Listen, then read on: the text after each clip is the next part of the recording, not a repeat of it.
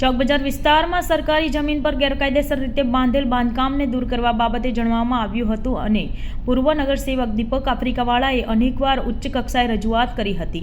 ત્યારે ગુજરાત રાજ્ય વકફ બોર્ડ ગાંધીનગર દ્વારા યથાવત પરિસ્થિતિ જાળવી રાખવા હુકમ કર્યો હતો, છતાં માથાભારે તત્વોએ બાંધકામ કરી નાખ્યું હતું, સાથે જ વર્ષો જૂના ઝાડ પણ કાપી નાખ્યા હતા। ત્યારે આ મામલે કાયદેસરની કાર્યવાહી ત્વરિત કરવામાં આવે તેવી માંગ સાથે વિશ્વ હિન્દુ પરિષદ દ્વારા કલેક્ટરને આવેદનપત્ર પાઠવવામાં આવ્યું હતું। આજે આવેદનપત્ર આપવાનો મુખ્ય પર્પઝ એ હતો કે રાજા ઓવારા ઉપર ગેરકાયદેસર મસ્જિદ બાંધવાનો વિવાદ ઘણા વખતથી ચાલે છે અને એને અટકાવવાના આપણે પ્રયત્ન કર્યા છે। એ સરકારી જમીન ઉપર મસ્જિદ બનાવેલી છે અને એ પ્રકરણ વકફ બોર્ડમાંથી સ્ટે પણ આવેલો છે। સ્ટે હોવા છતાં પણ આ લોકો વિકાસ કરે છે, ડેવલપ કરી રહ્યા છે।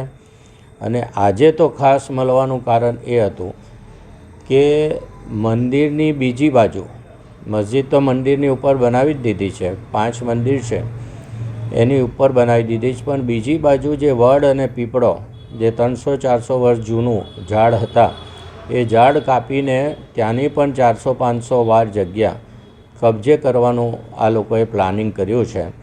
એટલે કલેક્ટરશ્રીના ધ્યાનમાં લાવ્યા છે, કારણ કે આ જગ્યા ગુજરાત સરકારની છે। હિસ્ટોરિકલ ચોક માટેની રિઝર્વેશન માટેની આ જગ્યા છે, તો ચોક હેરિટેજ બનાવવા માટેની આ જગ્યા ઉપર જો આવી રીતે ગેરકાયદેસર મસ્જિદોને બધું નિર્માણ થશે તો વાતાવરણ બગડશે અને નીચે 5 મંદિરો છે જેમાં પૂનમ અને અમાસ ભરવા હજારોની સંખ્યામાં લોકો આવે છે, એને હેરાનગતિ કરવામાં આવે છે, એના વાહનો પાર્ક કરવા દેવામાં નથી આવતા। એટલે આજે ખાસ કરીને કલેક્ટરશ્રીને આવેદનપત્ર આપ્યું છે કે આ બાબતે ખાસ ધ્યાન દોરવામાં આવે। વકફે જે સ્ટે આપ્યો છે એ ખોટો સ્ટે આપ્યો છે। આ જમીન ઉપર 126 આવાસ ઝૂંપડા ખાલી કરીને આપણે આપ્યા છે, જગ્યા સરકારની છે। 126 આવાસ ખર્ચી આવાસની કિંમત સરકારે ભોગવી છે અને જો આટલી કિંમતી જગ્યા 5-10 કરોડ રૂપિયાની જગ્યા જો મસ્જિદ માટે પચાવી પાડતા હોય અને હેરિટેજવાળી જગ્યા પચાવી પાડવાનો પ્રયત્ન કરતા હોય તો શહેરીજન તરીકે મારી ફરજ બને છે કે એને અટકાવવું જોઈએ।